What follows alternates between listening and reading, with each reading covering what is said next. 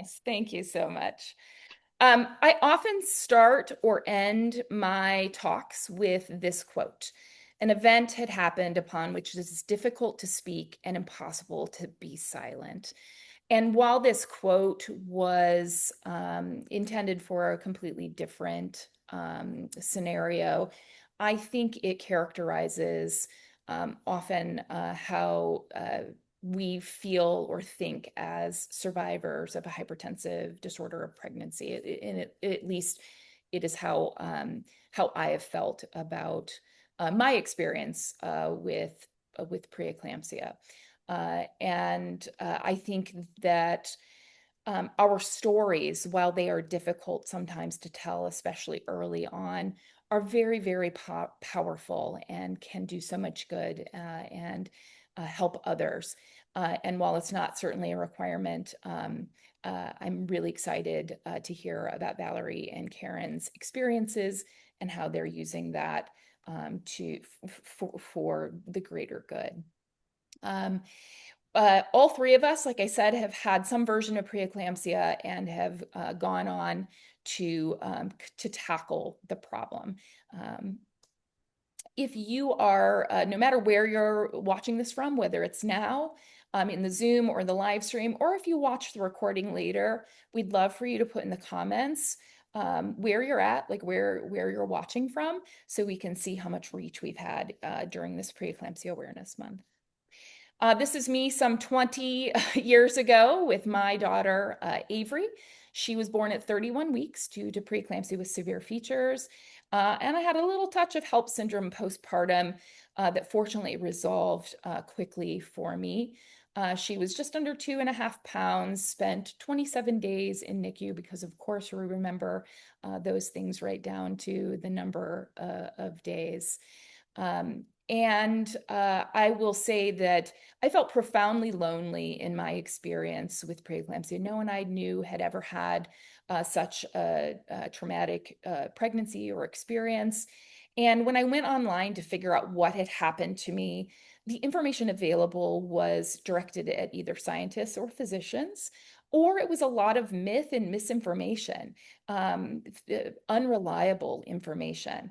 And so I inadvertently created a community where the information was always evidence-based. It was delivered with care and support. And we went from a group of about 1,000 women online in the US to 60, nearing 70,000 people from over 100 countries.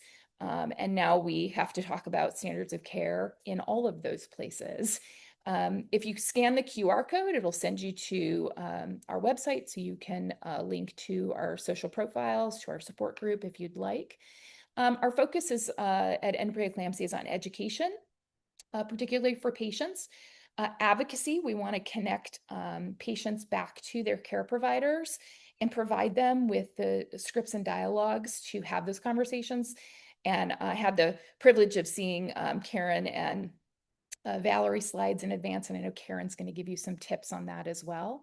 And then we do patient advisory work, and that's really that we as an organization see in 1 month the same number of preeclampsia patients as a large tertiary university connected hospital sees in over a year.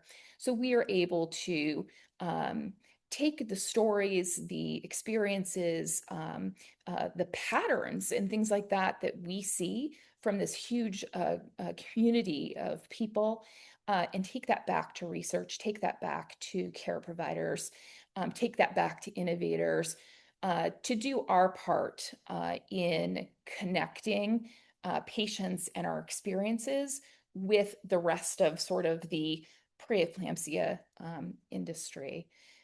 Just like the webinar we're doing today, we do that on many topics. We create patient accessible information. And I also want to introduce you to Shelley and baby Haley. Because my experience, while traumatic, I can look back and see that I actually, even though it was a disaster for me at the time, Um, I received really fantastic care for the early 2000s. My care providers, I think, were ahead of the curve. And even though the outcome wasn't what I had hoped it would be, they took every step to take care of me and my baby. Shelley and Haley did not have the same experience. Um, Shelley and I actually grew up only about 20 minutes from each other. We both had similar upbringing, similar education. We both had our baby girls in 2005. But I had moved on to live in a more major metropolitan area, but Shelley stayed in the state of Iowa, where we grew up. Iowa happens to be one of it's actually, I think, the lowest ranking state for number of OBGYNs per capita. So per percentage of population, they have the fewest number of OBGYNs in the country. And Dr. Florio is going to talk about rurality in preeclampsia and healthcare as well, and how it's a really big problem. So stay tuned for a little bit more on that. Haley moved to a town. She was a school teacher. She lived in a town that was so small they didn't even have a midwife. So she saw her primary care provider, her general practitioner, for her pregnancy care. And unlike my care, where I was seeing certified nurse midwives with master's degrees overseen by an OBGYN department who noticed my signs and symptoms and got me to care as quickly as possible, her symptoms and signs were not recognized. She complained for a couple of weeks of worsening symptoms. She finally had to bypass her doctor and go to the hospital, and a young nurse working recognized those symptoms, got her in an ambulance for a several-hour ambulance ride to the only tertiary care center in Iowa at the time was Iowa City, where she delivered Haley. That picture of her and Haley, she delivered Haley in Iowa City. And unfortunately, she continued to get sick after delivery. Unlike me, I got delivered in a timely manner and recovered relatively quickly. This is a picture of Avery after high school graduation. This is her first dorm room in college. Um, and unfortunately, Haley did not have the same opportunity that I had to, drop off my daughter at college. About a week after Haley was born, Shelley continued to get sick, and ultimately, the HELP syndrome that she had worsened to the point that they could no longer help her. Haley's graduation photos look like this. This was the only photo she had, only time her mother ever held her. And this is what she had for her high school graduation experience. So my personal experience was the catalyst to doing the work that I've done. But now that I'm older and not going to have babies anymore, Haley and Shelley's story is what keeps me motivated to continue to do the work that we're doing.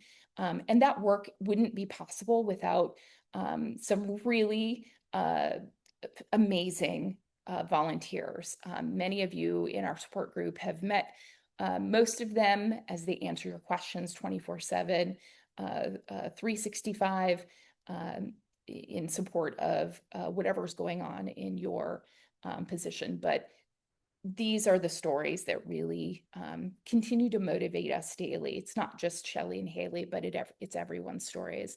If we can make one person's outcome better than what we've experienced, we feel like we've done our job. We talked about a few reasons why my story and Shelley's are different.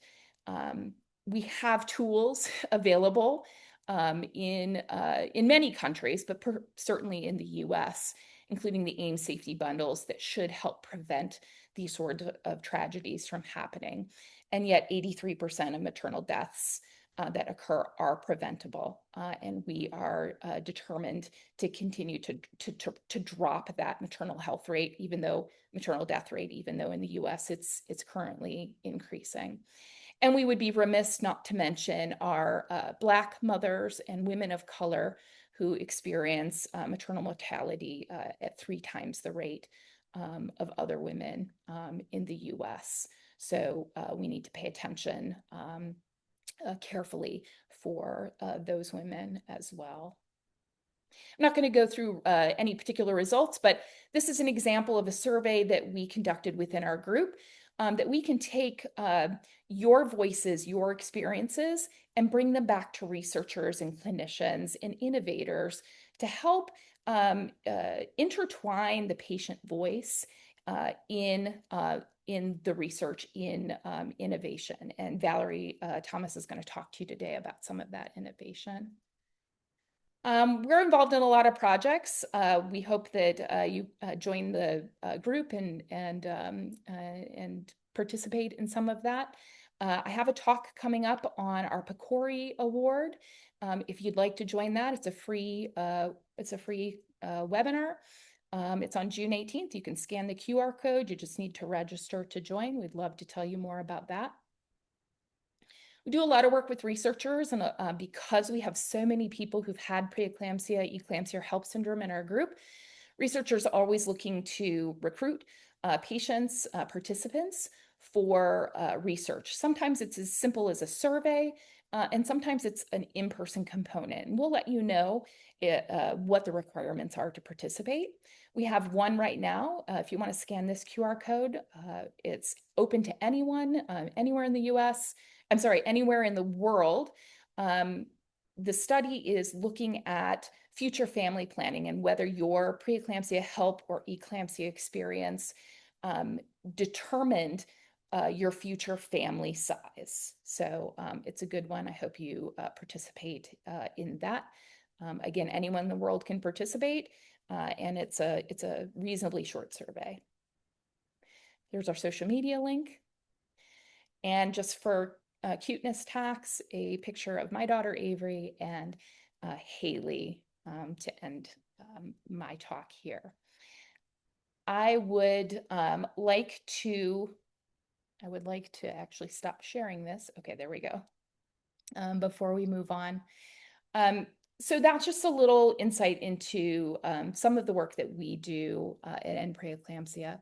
But I'm really excited to talk to Dr. Karen Florio about her work. And I'm going to pull up her bio here in a second when I can find it. Otherwise, she might have to give her own. That is so easy and much shorter, probably. I'm gonna let you Okay. give your own. Can I go ahead and share my screen? Yes, please. Do you I need? do that. I'm going to send you a request to do that. There you go. I'll just introduce myself real quick. So my name is Karen Florio. I am a maternal fetal medicine provider at the University of Missouri, which is the proper SEC school in Columbia, Missouri. I am the vice chair of patient safety and quality. So a lot of my work focuses on how do we improve healthcare systems and how we deliver care in order to improve outcomes. Similar to what you were kind of alluding to just now, Kara, is the way we deliver care matters, and people are actually paying attention to that now. So that's really exciting. Um, you know, I loved hearing your story, Kara, because it makes me really teary-eyed, and you forget how I'm 10 years, oh my gosh, 10, I just called him 10. I am 13 years out of my delivery.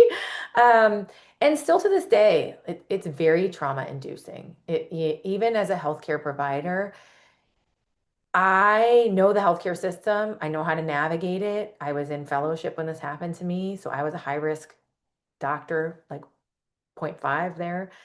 And it was still very scary. And so, I loved your quote because I just so happened to have a very similar quote. I feel like there are two kinds of people. There are people who have traumatic or bad events happen to them and they, push it aside, turn away from it. And then there are people who use it for good for others. And one of the things that I'm really passionate about is that no one should have to suffer like we did. And that really drives me forward every day. And so I have a quote, Kara, that I wanted to share. I think that when you are passionate about something, there is no way you're going to fail. And so I let my passion be my compass and my purpose, ending preeclampsia, be my roadmap every day. And so I really appreciated your quote too. So I want to share with you a little bit about me. So I am a normal person. I just want to throw that out there. Sometimes you see people on webinars and you're like, oh, she's a doctor. No, I'm really super normal and very white bread. Like I'm a cornbread Midwest girl.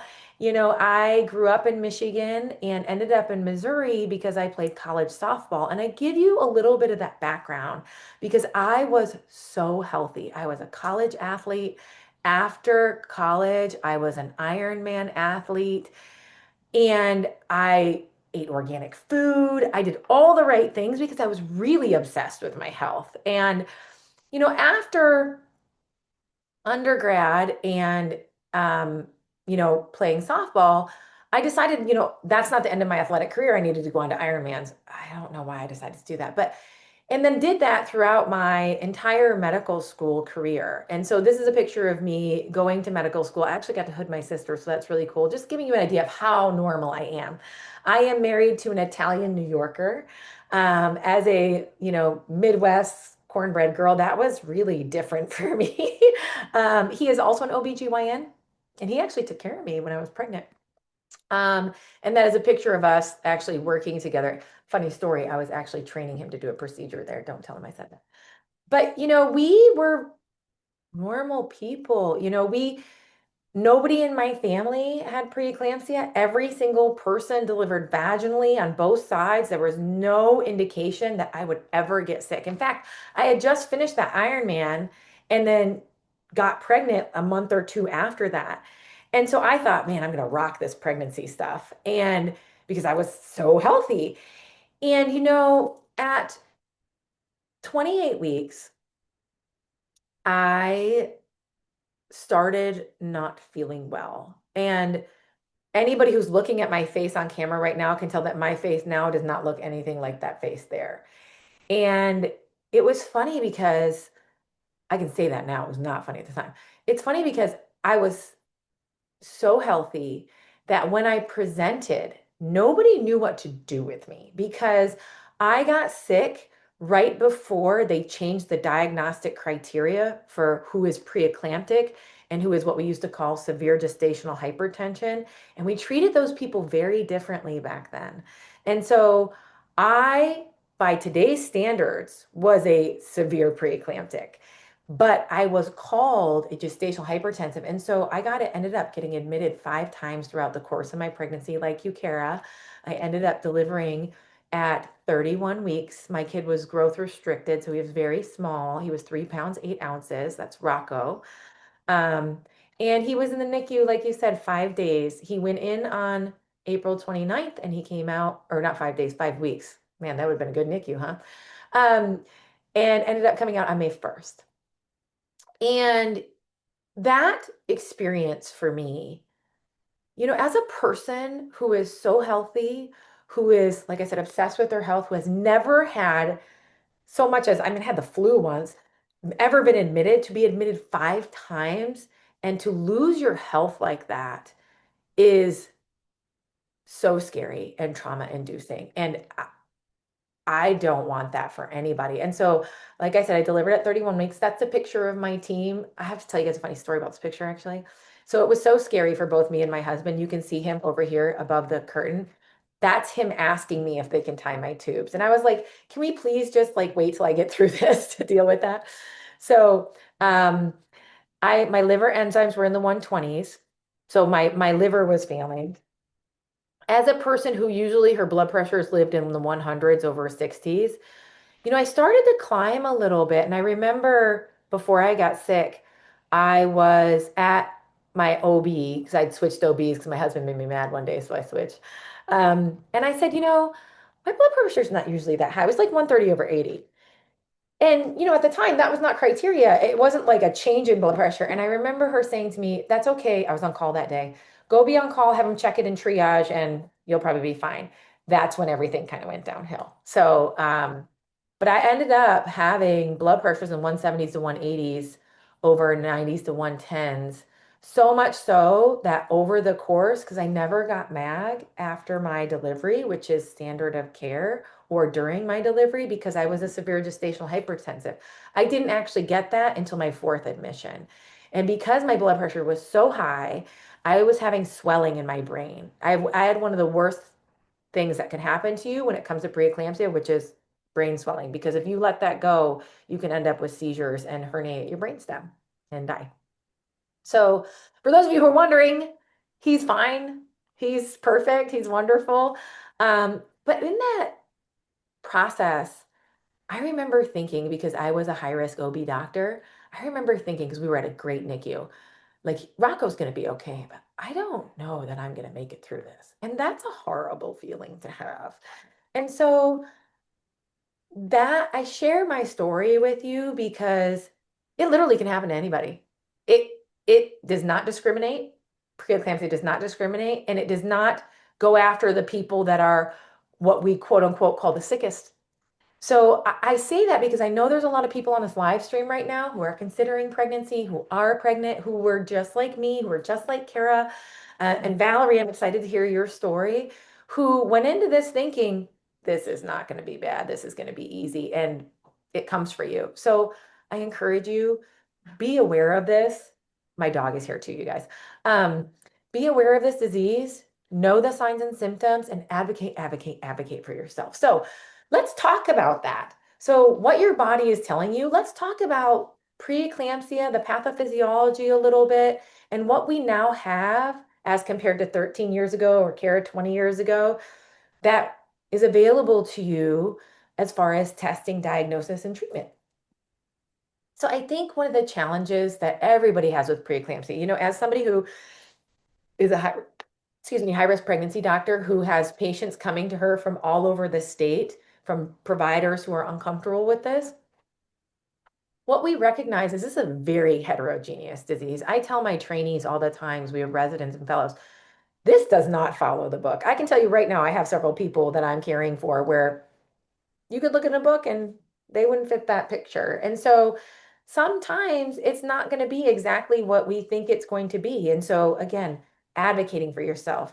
That being said, symptoms can evolve very rapidly and they do not, like I said, follow the textbook. As an example, I just discharged somebody 2 days ago. She's back already. And so I think that keep in mind that just because you're normal today doesn't mean you're safe tomorrow. So you have to really pay attention to what's going on with your body. Listen to your body. Nobody knows that better than you because progression is difficult to predict, and we struggle with that. I think we're doing a lot better now with these tests that we have because it's allowing us to make it a little more black and white. Preeclampsia has always been gray, but now I think we have a little bit more sunshine into this vision of what it is. And it can be a little bit more black and white with the test that I'm going to talk about today. So I talk about that because, as you said, Kara, one of the problems we have, and one of the honors of my life was to work on the Missouri Pregnancy Associated Mortality Board. And what we do is we go through, unfortunately, all the deaths and determine why. And why I say that was one of the honors of my life, because we're giving power to these families by saying, this is what happened and this is what we could have done better, like we're doing now, to prevent this from ever happening again. And so I think that we need to start moving towards, because mortality is final and you can't do anything about that, but you can on the front end if you catch preeclampsia early, like with your friend you were talking about, such a sad story. We need to be proactive and not reactive. So how do we identify people who are truly at highest risk before disease develops, like the examples you heard today? So I want to talk a little bit about what preeclampsia is. I like to spend a lot of time with my patients, you know, patients on the floor, nurses, and education. And I always tell everybody, if you understand the pathophysiology, you can work your way out of any problem. And so what you need to understand about preeclampsia is it's a problem with your blood vessels. So what I tell people is the placenta does not invade as deep as it should. So the little tiny arterioles that we have in our uterine lining that we shed during our menstrual cycle, the placenta is supposed to invade those and remodel those walls so that they're not reactive and spastic. They don't retain that muscle. But what happens with preeclampsia or growth restriction or any number of things that come from the placenta, these disorders, is that it doesn't invade as deeply as it's supposed to, and it remains reactive, and so it can spasm and tighten like a blood vessel. And so what you're seeing in this picture here is a really nice representation of how that works. And I bring it up not because I want to get really techie with and jargony with medicine, but because you have a decrease in things on the side, on the left-hand side of this, that actually work to dilate those vessels, and an increase in things that make your vessels tight. And so this picture, although again, this comes from a medical journal, I show it to you only because preeclampsia, again, does not discriminate in people, and it does not discriminate in which organ it decides to go after. So for me, it was my brain. My kidneys never got touched. Like, I was such a conundrum to the people at my institution who were preeclampsia experts because I never spilled protein in my urine. And it used to be that that was a criteria in order to be a preeclamptic. Now that's not a criteria.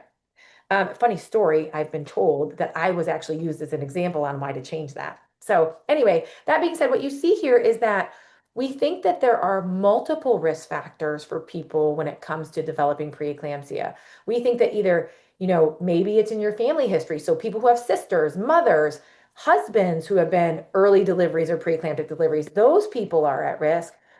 Genetic, we haven't really identified a genetic component to this, but people are working on that.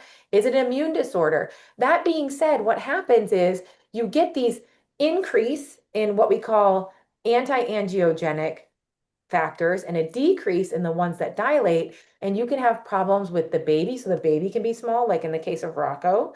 It can touch your kidneys, so you spill protein.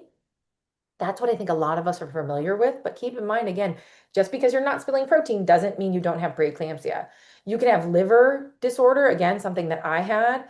Your blood cells, you can either have like really low platelets or sometimes low red blood cells. And sometimes you're so dehydrated because preeclampsia actually makes you in your blood vessels very dry because it goes out in your third space, which is why you get puffy.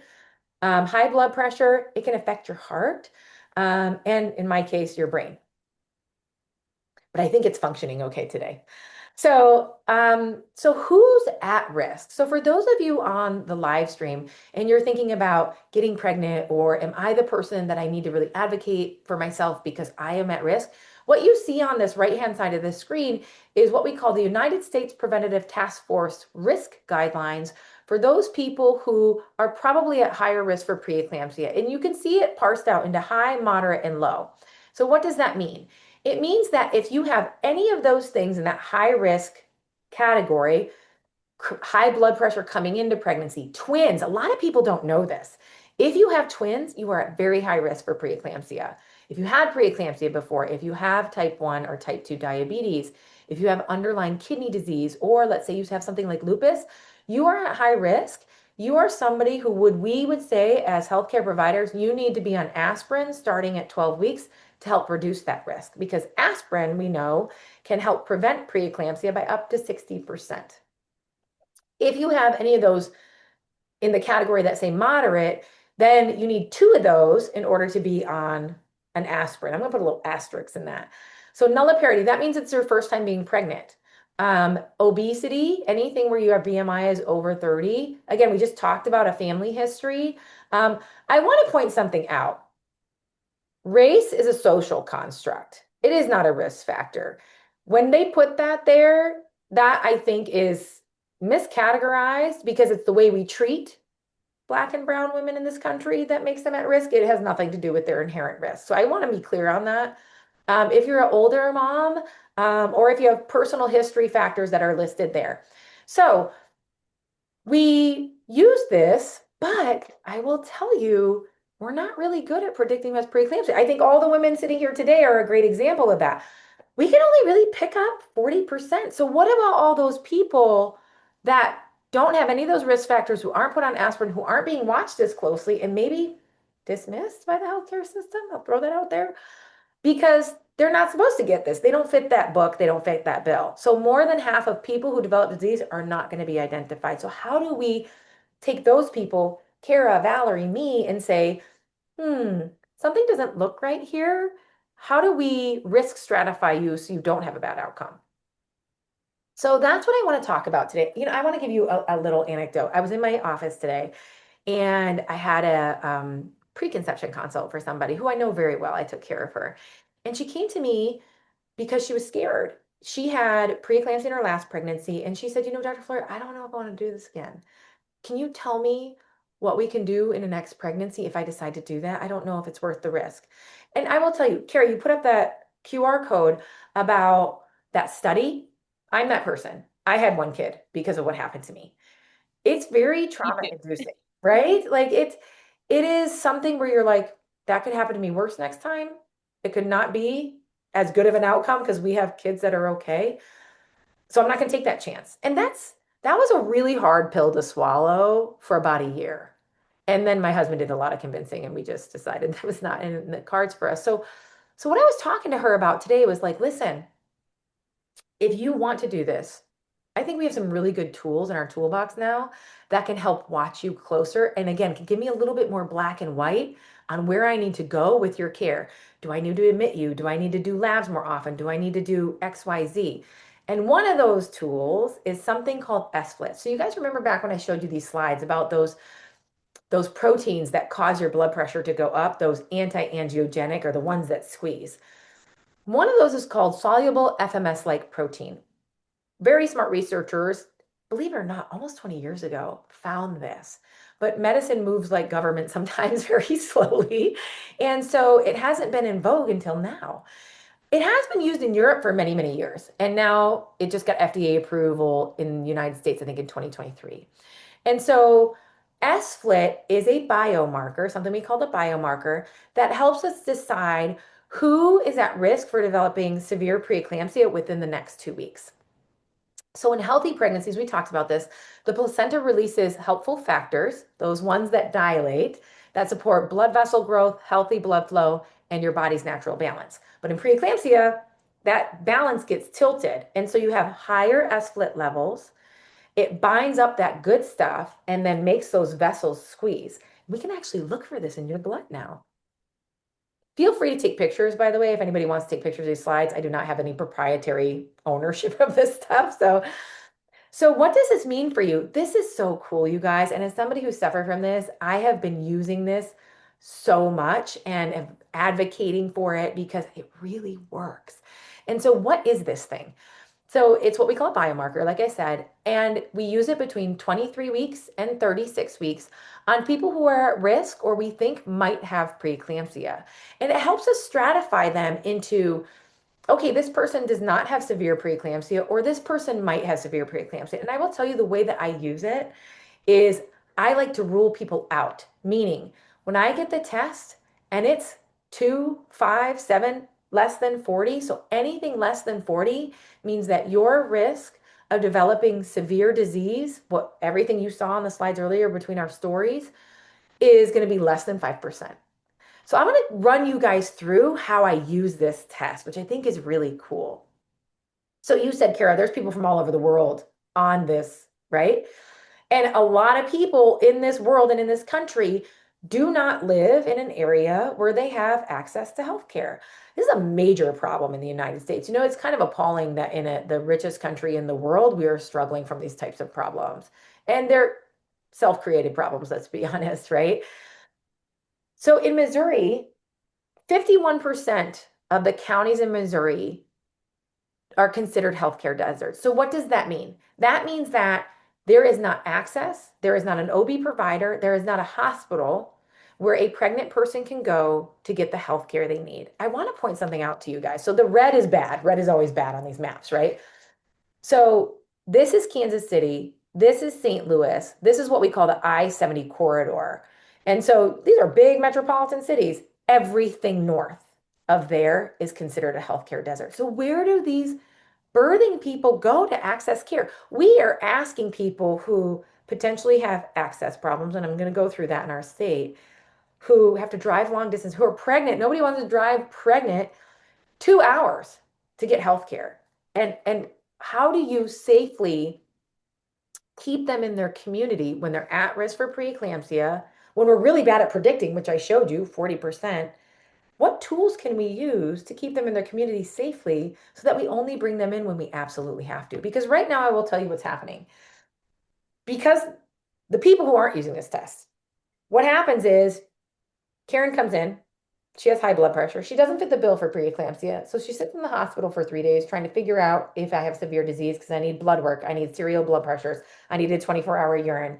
And they're waiting for me to do something that makes me severe. Think about the cost of that, you guys. This is why healthcare is so exorbitant in this country. We're admitting people, we're not amazing at predicting. We're trying our best, but science evolves. And we're keeping them away from their homes. So we're increasing healthcare costs. We're increasing indirect costs because we're keeping people out of their jobs. They're away from their other children. That's tough to do. And so, how do you balance the safety with cost and life, right? You have to live your life. So, that was the challenge we had at the University of Missouri. We are a tertiary healthcare center. We are one of only 5 or 6 level 4 hospitals in the state. And so we live on that I-70 corridor. So think about that. All the tertiary care hospitals pretty much are across that corridor. And so in order to safely care for people, but keeping them in their communities, decreasing family and patient burden, how do you do that? So again, one of the challenges is we have a very rural population. And there are a lot of barriers to care. So 44% of our patients are on Medicaid. And so some of them don't have cars, and so they have to call Medicaid transport. And those are, I like to joke about this, reliably unreliable sometimes. And so they miss their appointment, or they have a job that if they don't show up for, they're going to get fired, and they need that income so that they could support their family. How do you overcome these barriers, not making people drive 2 hours to get healthcare that probably could be delivered in their community if there was somebody there? So I just want to share some stats with you. Of all the people that we care for, 43%, that is a lot, you guys, have some type of hypertensive disorder. That means chronic hypertension, preeclampsia, something. That's a lot. I like to joke in Missouri that we like our barbecue, so our blood pressure goes up, which involves salt. Um, and we do, we have the best barbecue. Um, and think about this, 54% of our patient population travels from outside of our county. That's really far. So how do we fix this? This is where this test comes in. And this is where I feel so proud of our institution and our providers for jumping on board early. I was joking earlier about, doctors are very skeptical. We don't like new fandangled things. We are not what we call early adopters. I like shiny new things. And so from my experience, I saw this was now FDA approved, and I was like, whoa, I can really use this for my patient population. So what I do is whenever anybody comes in and they have a suspicion of preeclampsia, I get this test right away. I get this test, I call down to my lab and I said, hey, we need this stat because this patient is not going to sit here for 2 days where she's away from her family, costing her family money so that she can be home if that's safe. And so what happens is if the test is negative, I send her home with a blood pressure cuff, a telehealth visit so she doesn't have to drive for the next 2 weeks because I feel 95% sure that she's going to be okay with a blood pressure cuff and visits at home. What is something really cool in the state of Missouri too is we actually have remote fetal monitoring. So the baby EKGs that you do, we send them home with that sometimes too. So, we're pretty innovative here. So I just want to show you guys some data just to kind of convince you of how well this test works. So you have two groups of people. I'm just going to call the chronic hypertensives. For doctors, it's really hard to discern when a person who has underlying high blood pressure comes to the hospital and now is blowing higher blood pressures. In my mind, I think, okay, is this a person who just needs a little more blood pressure medicine, or is this a person who has severe preeclampsia? I will tell you without this test, it is really hard to figure out. And that's how they end up staying with us for a little while. And so what you're seeing here is our data when we first implemented this. So this is really cool, you guys. So for all you data nerds out there, you're going to love this. So we started implementing this in November of 2024. I apparently am not so convincing, by the way. So I had to bring in somebody who was a lot more influential than me to convince people that we need to use that test, and see, it shot up after that. So we have done, as of January this year, that's where this data is from. So from November to January, we did 185 tests, but on 107 people. Their average age was about 30. BMI was 38, so overweight. On average, had already had a kid. And so what I looked at here was, okay, I want to cut these groups into negative and positive. So I'm going to run you through this data so you guys understand it. So these are called quartiles. What you see here is these patients here are all a negative test. What I mistakenly did was put 43 instead of 40, but bear with me on this one. So let's focus on these two groups. These two groups are clearly negative. They had a negative S-FLIT ratio, which means we can say with 95% confidence, they do not have severe preeclampsia and will not have it within the next 2 weeks. This is cool, you guys.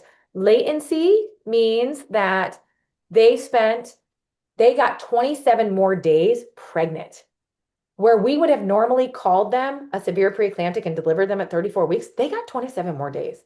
On average, they were delivering at 37, 36 weeks as compared to the people who were positive at 33 weeks. And what you see here, these are the really positive tests. 63% of those people delivered their baby within 7 days, but only 16% that had that negative S-FLIT delivered within 7 days. This is super cool too. Okay, this is like my money shot here. This is called a hazard ratio. And what you see here on this side is how many people have not yet been delivered. And you see the days from when we took the test to when they delivered. So a longer line is better. You can see that the two groups that were negative got up to 80 days extra being pregnant because we said with black and white confidence, essentially, you are not going to get preeclampsia right now. You do not have it right now.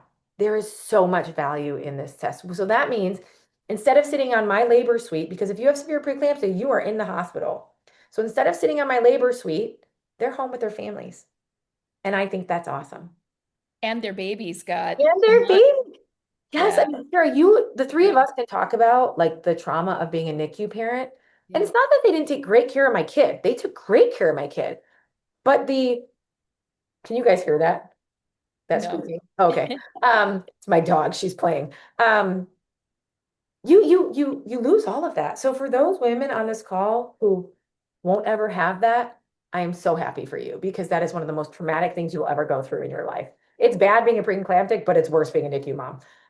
So I think my goal in this today, talking to you guys, is really to talk about, and I don't know how I'm doing on time. Okay, good. Is I want to move from being reactive. Oh, you're here now, you're sick. Let's deliver you to let's stop and think about this for a second and let's predict if you're going to get this or if you do have it. And so that's really what I wanted to talk to you guys about today is this test is out there. So how do you advocate for yourself? There are centers that don't have this, but you need to think about what can I say to my doctor? Because sometimes we're really stubborn. I will admit that, right? What can you say to advocate for yourself if you're not feeling well and you have signs and symptoms of preeclampsia, but because you're a college athlete, Ironman, nobody wants to believe that you're sick. I'm concerned about preeclampsia because of my symptoms or risk factors. I would like to have this test. See what they say, right? It's going to be really impressive. And sometimes you'll blow their socks off because they're like, how did you know that? And I didn't, right? And what do you do if they say no? Well, you can say, I understand. I still feel like something isn't right. And I'd like the test just for my peace of mind, right? Or like, I would like my concerns documented. So if the next person comes, they see that this happened. You can explain why you want it in your situation because you watched the webinar about it. And then when to push for a higher level of care. So MFMs, for those of you who don't know, are maternal fetal medicine specialists who are high risk pregnancy specialists. We only do high risk pregnancy. I don't do GYN anymore. I only have patients that have complications in pregnancy. And so if you are feeling dismissed, I think as women, we can all say, every single one of us, and this happens to me every day in my office, every day we can say we've been dismissed in the healthcare system because it's true. So if you're feeling that way, advocate, advocate, advocate for yourself. So I wanted to put this up here for some tips and tricks that people say to me, and it really makes me sit back and listen. Um, so yeah, I think that there are things we can do to improve outcomes. I can't tell you how many times, my husband, because this is my passion in life, calls me the preeclampsia monster lovingly because I can sniff it out. My nurses tease me. They're like, Karen smells it. She's going after it. I cannot tell you guys how many times I've been wrong on chronic hypertensives. And it's really refreshing to be wrong. I don't think I normally would want to say that, but it's really refreshing because then that means that patient's going home. So that's what I wanted to share with you today, guys. I hope that that was inspiring. I hope that you take some of what we've learned today and advocate for yourself in the healthcare system. And I really hope it doesn't happen to you. Thank you so much. There's a number of really great points that you made. The first was that you were, a super athlete and got this disease, and while some lifestyle factors are a risk factor, it's not. This is not something that you caused, or that you didn't do anything wrong. It can happen to anyone. I think that's a great point. I have some other questions. I'll wait till the end because I want to get to Valerie's presentation. But is there, when the patient might advocate and ask for this test, what would they call the test? How would they address? Is there a name? Valerie's probably better to answer this, but I just call it S-split. It's a ratio, but they're going to know what you mean when you call it S-split. Hmm. Okay, Yeah. perfect. Hmm. All right. Thank you so much. We did have some questions in the chat, so we'll get to those Q&A after we've talked with Valerie. I'm honored to introduce Valerie Thomas. She's a co-founder of Comanche Biopharma, where she serves as head of the patient advocacy and alliances. She's responsible for engaging advocacy groups and professional societies, as well as cultivating strategic collaborations with key stakeholders. As a survivor of preeclampsia, Valerie's passionate about helping patients impacted by this condition and ensuring that the patient perspective is integrated into business decisions. With over 25 years of experience as biopharmaceutical leader, Valerie's background includes patient advocacy, medical affairs, commercial operations, sales. She's kind of done everything across the board there. She lives in Fishers, Indiana. We're like the Midwest, like Yes. representing right now, and is married to her husband of 31 years, Matthew. They have 23-year-old twin daughters, Madeline and Molly. And I would just because I think I saw my picture later on in her slides, just a disclosure that End Preeclampsia through me serve as patient advisors for Comanche Biopharma and what they're doing for innovation preeclampsia. So, Val, do you want me to share your slides? Yeah, that'd be great if you Okay. could.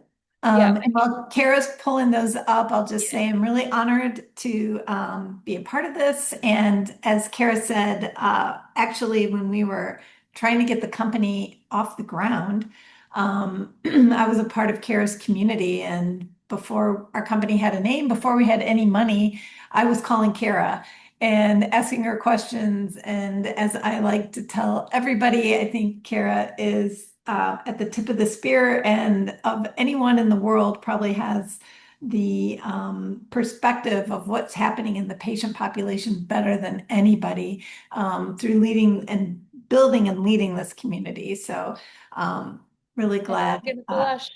to work alongside you. But yeah, so as Karen and Kara, I'm also a survivor of preeclampsia, and you can go to the next slide. My story probably very similar to many of yours. It was my first pregnancy. It had taken us many years to get pregnant. I had 4 years of fertility treatments, 2 rounds of IVF. The second one ended up in a twin pregnancy. I was entered that pretty cautious because we had a family history of preeclampsia in my family. So unlike many women, I was handed off from my reproductive endocrinologist in my second trimester to a maternal fetal medicine specialist. So really had excellent care, people watching out for us and all the signs and symptoms. My mom had preeclampsia, and devastatingly, she lost twin girls to preeclampsia before I was born. So this was a very prevalent, like real thing as I entered in pregnancy. And around 29 weeks, I started showing signs, classic signs of, the edema, just not feeling as well. And then at 33 weeks and 6 days after a weekend, I was at my doctor on a Friday and then on Monday. And between those 2 days, I had gained 10 pounds and my blood pressure was going up and things just weren't looking good. So I went straight to the hospital, was in my mind going to stay pregnant for 3 more weeks as I was monitored in the hospital, but less than 24 hours later, I was meeting my girls because as Karen showed on that screen, all your organs can be involved. And for me, it was my platelets dropping, it was my liver enzymes going up, and blood pressure rising. So slipping into HELP syndrome. The girls went to the NICU. I went to the obstetrical ICU where I actually got worse after I delivered. Blood pressure spiked more, kidneys completely shut down, and my lungs filled up with fluid. So after about a week in the hospital, the girls spent 2 weeks in the NICU. I was able to come home, but ended up back in the hospital with a severe postpartum hemorrhage, probably also as a consequence of the preeclampsia. And that was even more, I mean, preeclampsia was bad, and losing 4 liters of blood in the operating room was, yeah, equally and maybe more scary. And I remember asking my doctor, what's changed? My mom had this, she lost twins to this. I was scared I was going to die. What has changed in 3 decades? And his answer was, well, the NICU care has gotten better, but really we don't treat patients any differently. So next slide, Kara. So that experience really shaped me as it did Kara and Karen. And spent my career in biopharma, but then along the way, throughout my career, met a couple of wonderful individuals who were given the opportunity to build a company around solving for this disease. So I was all in, and that's how Comanche Biopharma came to be. And Karen mentioned SFLT1, and the treatment that we're pioneering is targeting that specific protein. So, we're running clinical trials, and I'll kind of give you a little bit of perspective. Carrie, you can just briefly go to the next slide. But, our company is really about making every pregnancy around the world safer, and our focus is laser focused on preeclampsia and solving for that. Next slide. So we can go to the next slide. So when we're talking about clinical research, at the core of clinical research is, you know, how we, clinical research is really how we learn whether a potential medical approach is safe, whether it does what we think it's going to do, and, can we move it forward to bring it to broader use? And for pregnancy, this is especially complicated because we're not just talking about two patients or one patient, we're talking about two patients. And this is a very simplified slide of a much bigger history. But I think it's important to understand that for decades, the instinct of medicine was to protect women from research, because women could become actually, oh, that's okay.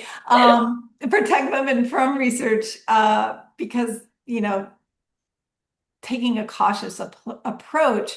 But what we learned was that over time, that exclusion is not the same thing as protection. So in 1977, they actually passed this guidance that, recommended that any woman of childbearing age should not participate in early research of drug trials. And so it didn't matter if you were pregnant, but if you could become pregnant, even if you were physically unable to become pregnant, if you were of childbearing age, you were excluded from research. And, the result of this was that women were pushed out of research, and we were left with a lot of questions. Doctors were left searching for answers because they didn't have the data to make informed decisions about how to treat patients. So then in 1993, the Congress took an important step and for NIH-funded research said that women should be included. And that was progress, but women that were pregnant largely remained outside of the research system. And even today, pregnant and lactating women are often excluded from clinical studies.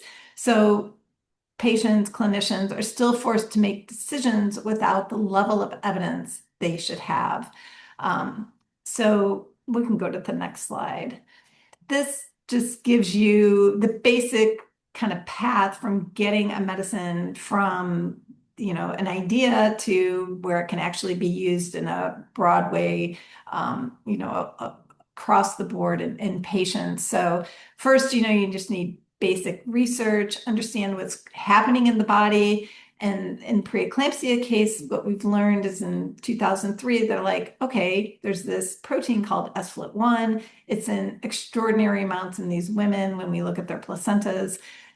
We think this is one of the drivers of preeclampsia. So we've identified the biological target. And the next question is, can we design something that addresses it safely? And that's when we start doing preclinical work. So we do work in the lab, we look at animal models before any humans ever exposed to this. And then if those results are promising, you submit to the FDA to say, hey, we'd like to move this forward and begin human trials. So then you have phase 1 trials, phase 2 trials, and you're trying to address critical questions around safety, whether this is an approach that is having the intended effect. So in our case, are we lowering sFlt? And then you want to move towards broader, larger studies in phase 3 that bring this to an even wider group. Once you've dialed in what the dose should be, you've determined, there's appropriate safety, and you've said, okay, it looks like it's doing what we're saying we're going to do. We're going to take it into a broader group of individuals. And then once you take all of that data, you go back to the regulatory bodies like the FDA in the US, the MHRA in the UK, and other countries have others. And you submit to them all of the data, all of the safety information, and ask that they approve the treatment. So bottom line is, this is a lengthy process. It takes time. There's an enormous amount of data that needs to be collected, questions that need to be answered, and the responsibility is enormous. So we can go on to the next slide, because this really defines kind of my role and what we're doing in our philosophy. Go to the next slide, Kara. So we really view patients as co-architects, and our philosophy is that patients and survivors should not be viewed as only people who enroll in the trials after all the decisions have been made, but they should really help shape the questions, shape the materials, communications, the consent process, the support system, and the way that that research is carried out. So this doesn't mean patients replace scientists or clinicians. It means that their experience adds something essential that the science on its own can't provide. So, lab results can tell you what's happening with the biology. A medical chart can, give you a clinical picture, but only a patient can really give you insight on what it felt like in that moment, feeling afraid, overwhelmed, when you're separated from your child, that doesn't feel natural, leaving the hospital without your baby. All of these things helped inform our work. So next slide. So one of the first things we did, and Kara's in one of these slides, and actually many of the slides are different hairstyles featured. Yeah. So, we felt it was really important to put the patient first. And one of the important things is engaging in what we call patient journey work. So we brought together this amazing group of preeclampsia survivors. We had individuals who were really in the trenches when it came to carrying out research. We had bioethicists. We had people from our company that were, leading the charge to develop this therapeutic. And, we took on this hard work of kind of defining what this patient journey looks like. And so, yeah, so we can go to the next slide. And I Go want ahead, to point yeah. out several of the members of our organization were a part of this as well and are featured in this photo as well. So kudos to them. Yes, yeah, and thank you to Kara, because she really while I was a survivor, I didn't really have any connections within that group. So through Kara, she's been my right hand in doing a lot of the important work that I think we need to do. So this work really changes the questions that we ask. So, instead of just asking, what do we need patients to understand, we're like, what could they be feeling when they receive this information? Why might this, be confusing? How can we make this not feel so overwhelming? If you imagine trying to do clinical trials in this space, you have a woman that sometimes is just finding out for the first time she has this diagnosis, has no idea what the consequences are. And trying to digest all that. Oh, and by the way, do you want to participate in a clinical trial? So trying to create support structures that make it possible for women to participate. But this is a glimpse of our patient advisory board. We have a number of individuals that most of them are preeclampsia survivors. Some of them are delivering healthcare.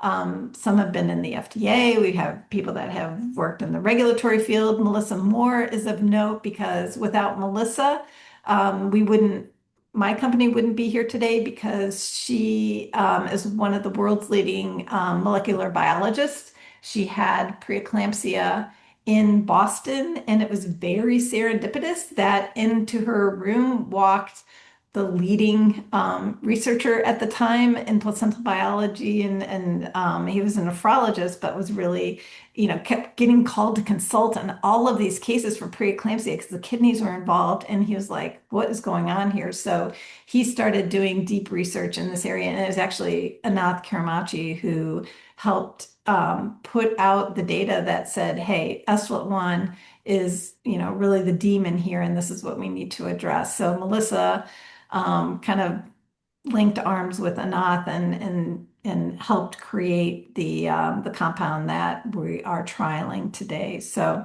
anyway, we can go to the next slide. So, in the end, is that I want to leave you with the patients and survivors and not bystanders that you can take your experience and help shape research priorities by using your voice. There's a lot of ways in which you can do that, through your own social media channels. You can, if you're interested in what is happening in the research field, there's clinicaltrials.gov. You can go and you can enter a search for preeclampsia, and you can filter and look at, well, what research is currently happening right now in this space. And, for me, and I know for Karen, as she expressed, and it sounds like maybe Kara, this experience like stopped our family planning. Like there were no more pregnancies for me after that experience. And so, you may be thinking, well, maybe I'd like to get pregnant again. So look at, there's a whole universe of research happening out there. You can explore what those things are. So definitely take it upon yourself to use your voice and get involved. So that is, I'll leave it there, Kara, but appreciate the opportunity to share that information with everybody and happy to take any questions. Yeah, thank you so much. We packed so much in to tonight, so I appreciate all of your contributions. We did have a couple of questions in the chats, and then I have a couple of points I'd love to make. And Valerie, I think you just answered Catherine M's question, which is there anything the average person can do to help progress research and eventually a cure for preeclampsia, and help by participating in trials is one, by sharing your story, by raising awareness. Karen, if you have anything to interject, that would be great too. But those are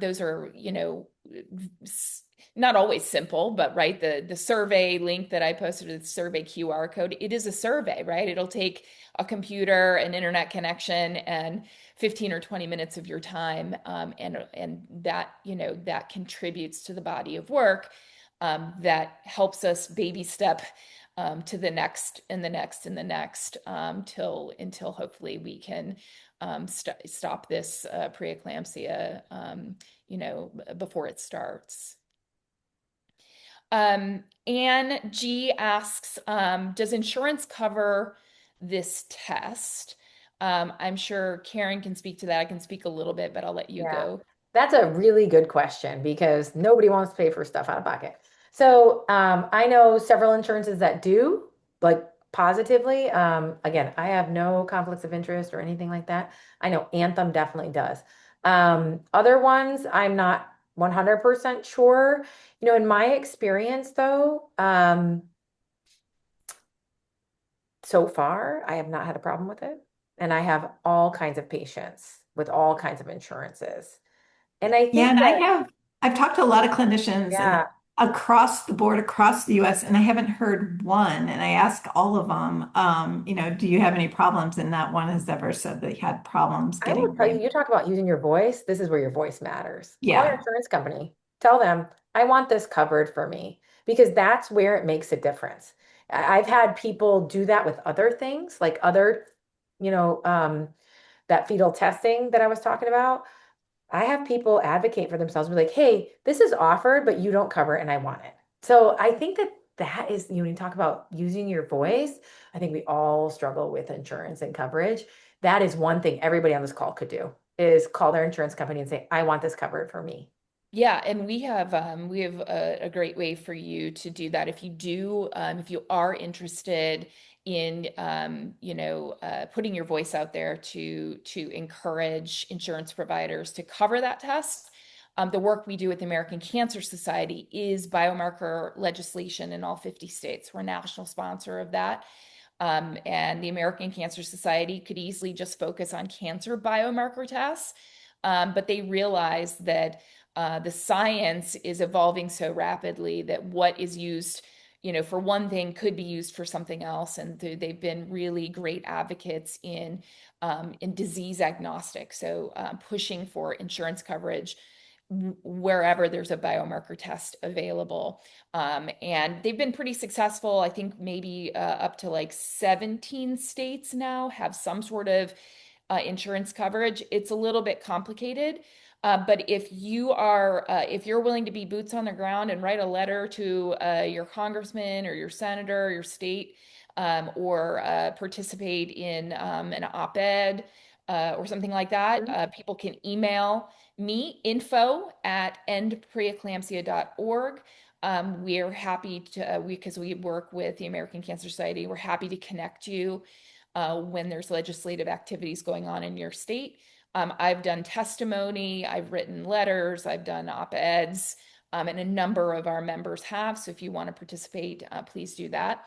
I also have heard that coverage has been, because pregnancy care in the US is kind of a bundle package, that there haven't been any pushback. But I know the beginning of the next year, that bundle billing is going away. It's going to be individualized payments. So I do have concern that it may become an issue. So doing boots on the ground work, talking to your legislators, we can help you with that. It will be really important. Um, uh, Medi-Cal in California, which is like the Medicaid of California, and Medicaid in Arizona have some coverage with caveats. Aetna is covering this as well. And I hear about other locations that are covering it. So if you have any questions about coverage, like Dr. Florio said, reach out to your insurance company, appeal if you do get a bill for that. But so far, so good on that. Great. Let's see. Let's see, what are my other questions here? The Preclara test is the Thermo Fisher Scientific brand name of the SLIT test. I put a link in the chat here to materials on our website from Thermo Fisher that may be a great tool. There's also letters for insurance companies and appeal letters on our website. if you perhaps need those. But great, I guess, education information if your care provider hasn't heard of the SFLT test.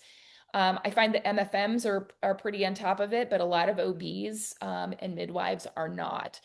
Even my own OBGYN, who really only does GYN, kind of heard of it, but, wouldn't be able to go and order it. We tell people kind of some scripts to get that ordered. It can be ordered anywhere. In the US, if the local hospital doesn't have the machinery to do the test, it can be sent out to Mayo Clinic or to LabCorp. There's a little delay in getting those results back, depending on where you live and where the testing site is. But that shouldn't be a barrier to people getting this test and getting that that test to see whether or not, they might be developing severe disease over the next 2 weeks. And just to note that it is a blood test. It's a pretty simple blood test. It's nothing overly invasive. And then those results can either be processed in hospital or sent out. Let's see, what would the other questions here? I think another thing to note is that Dr. Florio, when you were talking about those the USPSTF criteria, I've seen recent research that shows that 80 or 81% of people in America fall into that Yeah. moderate or Mhm. high risk category. And so it must be really just really difficult for physicians to try to figure out of this 80%, which of them are really, what are going to be the 5 or 7% that are going to have severe disease. And Right. this is the commercial for that, right? It's really tough. And I think that maybe, maybe we'll move towards everybody being on aspirin. I think that there are certain groups of people who can't, though, like if you've had a gastric bypass or you had ulcers in your abdomen, because aspirin is kind of like a Motrin in the sense where it like kind of eats at your belly a little bit. So there are Certain certain people, yeah, asthmatics, yeah, yeah, have a they have a reaction to it. And I've seen research, some like Texas right now has a hospital that's got everybody a yeah. universal aspirin. And of course there's always questions about which dose and when to take it and Right, right, those right. things. But that really is a conversation with your individual provider, because they know you, they know your history and what makes sense based on what research they've contributed to or have read. And we should say that aspirin is really safe in pregnancy. Yeah, I think people get worried about that, and there's a lot of confusion sometimes between that and like ibuprofen, but they are not the same drug. And so, aspirin, if you're recommended to take that by your doctor, please know that is safe. Yeah. And remember, it's a low dose aspirin. So Mhm. it's like 1/48th of the normal like adult dosage. It's a really, really small dose, but it does have great research behind it. And sort of like usual, Europe has been using Yeah. it far longer. I mean, the Europeans were using it when, in 2005, 2006, when I delivered. We didn't really start using it until much later. Mhm. So, that is all the questions I have for now. Oh, somebody did note that some countries still require protein for diagnosis, and Yeah. some medical societies have not dropped the proteinuria requirement from their recommendations. And I think that's a big deal. Yeah. It's a big problem, right? And uh, and we deal with that all the time because our members are from all over the world. So we're looking at individual country standards of care. But it's a hard conversation to have, to be like, oh yes, these people over here don't need proteinuria. Right. You do. Right. And what can we do to help you? PLGF and SFLT tests Right. are available in some other countries as well. So trying to guide people with their recommendations when they see other people not having to, rise to the same criteria level to get a diagnosis. is really, is really difficult. So I hope that we can all get on board with dropping the proteinuria requirement. It's still obviously a symptom. It could be. It just doesn't Doesn't have have to to. be. You don't have Yes. to have it. For some people, that was the very first symptom, and for others, like you, Never had it. you never had it. So thank you so much for your time. I know we've gone over, so I really appreciate your time tonight. It was really invaluable. And as we have questions, I'll send you emails if you don't mind, so we Yeah, can do some follow-up. absolutely. But if you're in Missouri and you need an MFM, please call Karen Florio. You'll be in fantastic hands, I can tell. And thank you, Valerie, for all the work Comanche's doing in Yes, innovation. Have a my good night. pleasure. All Thank right. Good night, you. everybody. Thank Thanks. you. All right. Bye-bye.